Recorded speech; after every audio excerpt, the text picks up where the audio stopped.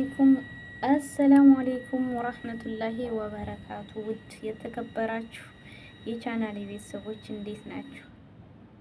ሁላችሁንም ሰላም ሰላም ብያለሁ። በያላችሁበት የአላህ እዝነት ረህመት ከእናንተ ጋር ይሁን። አላህ ሱብሃነሁ ወተዓላ ከምናየው ከምንሰማው ወጥቶ ከመቅረት ሁሉ አላህ ይጠብቀን እያልኩኝ አዲስ የሆናችሁ የደወል ምልክቱን በመጫን ቤተሰብ ሁኑ። ቤተሰብ የሆናችሁ ደግሞ ላይክ ሸር በማድረግ ቤተሰብ አድርጉኝ ማለት ነው። ኮሜንት አስተያየት ስጡኝ። ዛሬ የመጣሁበት የሚያሳዝን ሁኔታ ነውና አላህ ሱብሃነሁ ወተዓላ እንግዲህ ይጠብቀን ውዶችዬ። በጣም የሚያሳዝን ያኔ እኔ እንጃ ለማመን የሚከብድ ነገር የቴዲ ሀበሻው ወንድም አፎን የብሬክስ ሀበሻው ወንድም ቴዲ ራያ ወደ አኼራ ወደማትመለሰው አኼራ ሄዷልና ነፍስ ይማር። ለቤተሰቦች ሁሉ መጽናናትን ማለት ነው። እና ኢላሂ ወኢላሂ ራጂዑን። የሰው ልጅ የማይቀር የለም። ዛይቆቲል ኩሉ ነፍሲን። በዚች ዓለም ላይ ማንም ቢሆን የሚቀር ሰው የለም። ሁላችንም ወደዛችንን። ግን አንዳንዴ የሚያናደው ነገር ታሞ መሞት በጣም ያኔ አልሐምዱሊላህ የተመሰገነ ደስ የሚል አሟሟት ነው። ምን ትፈልጋለህ? ምን ትፈልጊያለሽ? ተብሎ አንድ ሰው ሲሞት ይሄ ያኔ ሞት አይቀርም እኮ ለሁላችንም ቢሆን የማይቀር ነው። ግንስ ከድንገተኛ ሞት አላህ ይጠብቀን። ደግሞ ከሁሉም የሚያደማው በሰው እጅ መጥፋት ማለት ነው። እና ያው እንደሰማነው እንደምናየው በወሬ ላይ የሚናፈሰው እንግዲህ የሰው ልጅ እንደ ማንኛውም ስደተኛ ከሀገሩ ወጥቶ ያልፍልኛል ብሎ የተሰደደ ነው። ቤተሰቦቹ ነፍስ ይማር ይብላኝ እናቱ። ለልጆቹ አንድ ልጅ አለው ተብሏል። እንግዲህ ባለቤት ሚስት አለው። ሪያድ የሚኖር ነው። በሳዑዲ አረቢያ በሪያድ ነበር የሚኖረው እና ያው እንደሚወራው ሁሉ እንግዲህ ሳዑዲ አረቢያ የከለከለችውን ነገር እየሸጠ የሚኖር ነው ይላሉ። ሌላው ደግሞ ያው ምግብ ነው የሚሰራው፣ በጠባህ ነበር የሚሰራው ይላሉ። እና ዙሮ ተዟዙሮ የገዛ ጓደኞቹ የሀገሩ ልጆች በጩቤ ወቅተው እንደገደሉት ነው የሚናፍሰው ወሬ። አላሁ አለም። እና እኔ እንጃ ይሄ ነው ብዬ አልልም። አላህ ይጠብቀን። እንዴት ነው ሰው ለሰው እንደዚህ አይነት መጨካከን? በሀገራችንም ላይ እንደዚህ መጨካከን፣ ሰው ሀገር ላይ መተን እንዴት ያኔ ምን ቸገረን እኛ ቢሰራ በቃ ራሱን ህሊናውን ካላስቀየመው ሰርቶ መብላት የራሷ ህግ ሳዑዲ አረቢያ እያላት ለምን ምቀኛ እንሆናለን ማለት ነው። በእርግጥ የራሷ ህግ አለው ሳዑዲ አረቢያ አውጥቶ ምን ብሎ የገደለን የሚገድል እያለ እርስ በርሳችን ምን አይነት ምቀኞች ብንሆን ነው ይሄን ታዳጊ ወጣት እንደዚህ በአጭር ማስቀረት? እኔ እንጃ በጣም የሚከብድ ነገር ነው። ነፍስ ይማር። አረ ግን እስከ መቼ ወገን ለወገን ተጫቃቅቶ በቃ ሁሉ አሁን ላይ እኮ ግን የሚታየው በቃ የምንሰማው ሁሉ አረቦች ራሱ እኛ ጨካኞች እንደሆነ በቃ ማንም በአንዳንድ አረመኔዎች ጥሩ ስራ ሰርተን የምንውለው ራሱ አሁን በቃ ማንም እነዚህ ሰው ነፍሳት ገዳዮች ነው እየተባልን የምንሰደበው ለምን እንደዚህ ይሆናል? ኧረ ተው ግን አንጨካከን። በእውነት ነው የምላችሁ። በጣም የሚያሳዝን ነው ከምንም በላይ ማለት ነው። ሰውን በቃ የገዛ ጓደኞቹ የሀገሩ ልጆች እንደዚህ በጩቤ እስከ መወጋት ድረስ። አረ ያ አላህ ምን አይነት ዘመን ደረስ እንበል። እኔ በጣም ነው የሚያሳዝነው። ነፍስ ይማር። ሁሌም ቢሆን ነፍስ ይማር፣ ነፍሱን ይማረው። ለእናቶቹ ለቤተሰቦቹ ሁሉ መጽናናትን እመኛለሁ።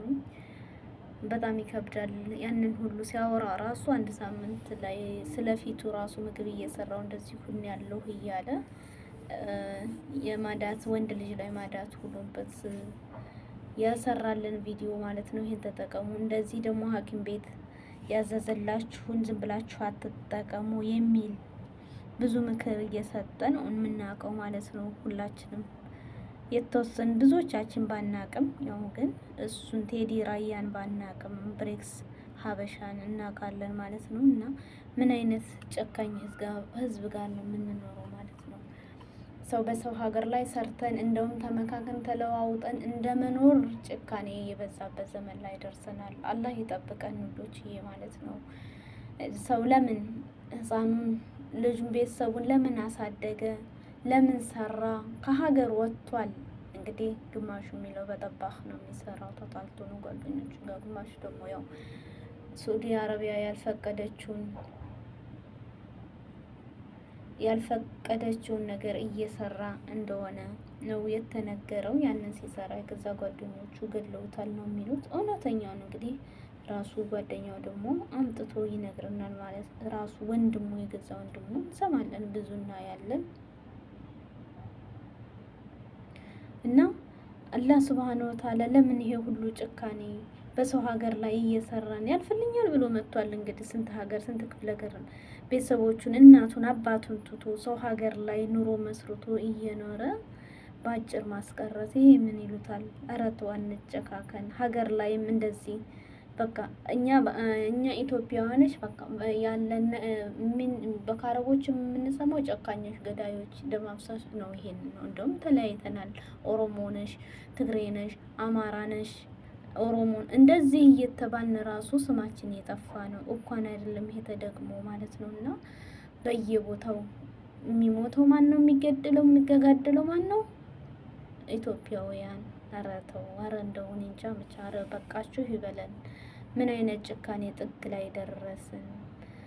በጣም የሚያሳዝን ነው። ለምን አላህ ሱብሃነሁ ወተዓላ አይቆጣም? ይቆጣል እንጂ ሰው በወንድሙ ላይ ጨክኖ በጩቤ እስከ መወጋት ለምን ኖረ? ለምን ከኛ በለጠን? እንግዲህ የተጣሉበት ምክንያት አላሁ አለም፣ አላህ ነው የሚያውቀው። ግን መገደል ደረጃ ለምን ቢሸጥም መጀመሪያ ያን ያልተባለ ነገር ቢሸጥም እነሱ ሳይሆኑ መጀመሪያ መምከር፣ ከዛ ነገር እንዲወጣ ማድረግ ቀስ በቀስ የራሷ ህግና ደንብ አላት ሳዑዲ አረቢያ፣ የራሷ ሀገሯ ማለት ነው።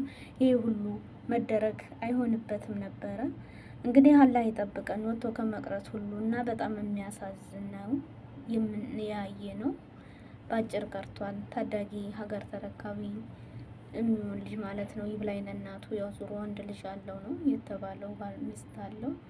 እና ይሄንን ሁሉ በጣም የሚከብድ ነው። እኔ ለመስማት ራሱ ያስጠላል። የሰው ልጅ እኮ ታሞ ሞትም በጣም ደስ የሚል ነው። ሁሌም ሞት አይቀርማ፣ ግን በድንገት ሞት ከቶም ደግሞ ሰው ገድሎት እኔ እንጃ። በጣም የሚገርም ነው። በጣም የሚያደማ ውስጥ የሚያቆስል መቼም ቢሆን ለእናት ጸጸት መቼም ቢሆን ከራሷ የማይጠፋ ነው። የልጄን ገዳይ ባወቅ ግን እዚሁ ሀገር ላይ ተቀምጦ የገደለን ያው እንደሚገደል ነው ብቻ በህጉ ማለት ነው። አሁን ግን ያው እርስ በርስ ሀበሻ ለሀበሻ ተገዳደለ፣ ሀበሻ ለሀበሻ ጩቤ ተወጋጋ ነው የኛ ነገር። መቼም የምንሰማው የምናየው ሁሉ ይህን ጭካኔ ሁሉ አላህ ያንሳልን። ሬ መሆን የለበትም ማለት ነው። አላህ ሀገራችንን ሰላም አድርጎልን በሀገራችን ላይ ሁሉ ሁነን የምንኖር አላህ ያደርገንን። አይደለም ሀገር ላይማ እኔ እንጃ እንዴት እንደሆነ በሰው ሀገር ላይ ይሄ ሁሉ ጭካኔ እየተደረገ ሰው ሀገር ላይ ወተን እያዩ እንዴት ሁነን እንደምንሰራ ለምን በግ ጠበቀ ለምን ፍየል ጠበቀ ተብሎ እንደዚህ ምቀኝነት አድርጎ በቃ ሞት ድረስ መገዳደል በጣም የሚከብድ ነው። ነፍስ ይማር፣ ነፍስ ይማር እላለሁኝ። መጽናናትን ለቤተሰቦቹ ሁሉ ለእናቱ።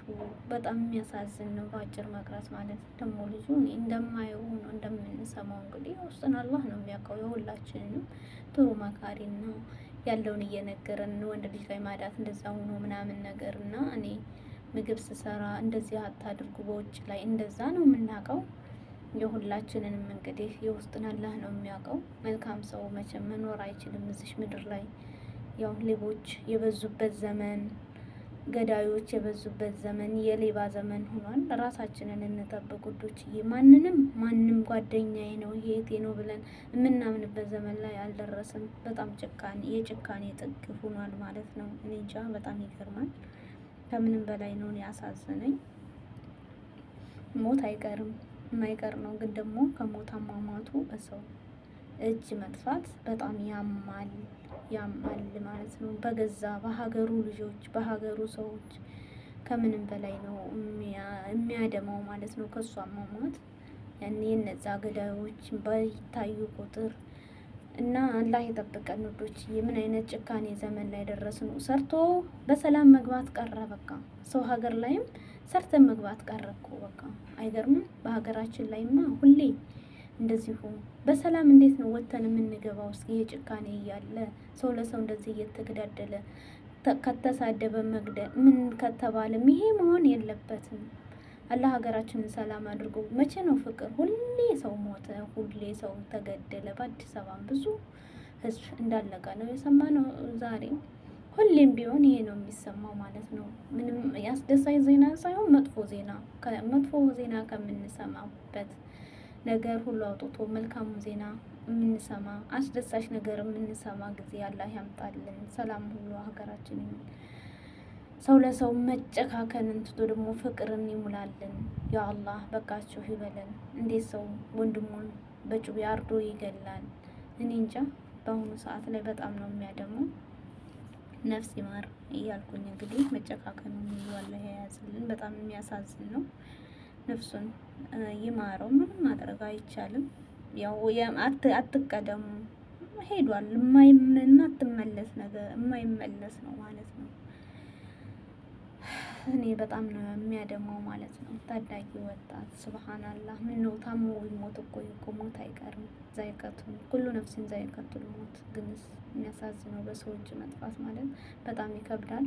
ነፍስ ይማርላለሁኝ እንግዲህ አላህ ጭካኔን ሁሉንም አላህ ያንሳልን እና ወዶች እያላ ፍቅርን ያምጣልን። በሰው ሀገር ላይ ወጥቶ ከመቅረት ሁሉ ይጠብቀን። ያልፍልኛል ብሎ ሲንከራተት መጨረሻውን ሞት፣ በሰው እጅ መገደል ማለት በጣም የሚያሳዝን የሚዘገንን ነው። አላህ ይጠብቀን፣ አላህ ይጠብቃቸው። ከዚሁ ሰናበታችኋለሁ ማለት ነው። ቪዲዮ ደስ ካላችሁ ላይክ አድርጉ፣ ደስ ካላላችሁ ደግሞ ዲስላይክ ማድረግ ቤተሰብ ሁኑ። አላህ ይጠብቀን ከእንደዚህ አይነት አደጋ፣ ወጥቶ ከመቅረት፣ ከመኪና አደጋ፣ ከሁሉም። በእርግጥ አላህ የጻፈው ነው የሆነው፣ አላህ ጽፎለት ነው። ቢሆንም አላህ ቢጽፍም ደግሞ ሰበቡን ማድረስ በሰዎች በጣም ይከብዳል እንጂ ይችን ቀን አታልፍም ተብሎ የተጻፈለት ነው። በዚህ ከሌጅ እንደዚህ እንትሞታል ተብሎ ይሄ ተጽፎልናል። ግን በጣም የሚዘገንን ነገር ነው። ከዚህ ሰናበታችኋለሁ ውዶች። ይዋ እንግዲህ ቸር ላይክ እናደርግ። ጭካኔ ሁሉ ይቅርብ እንላለሁ። ባይ ባይ። ማን ገደለው? ማን ነው ገዳው?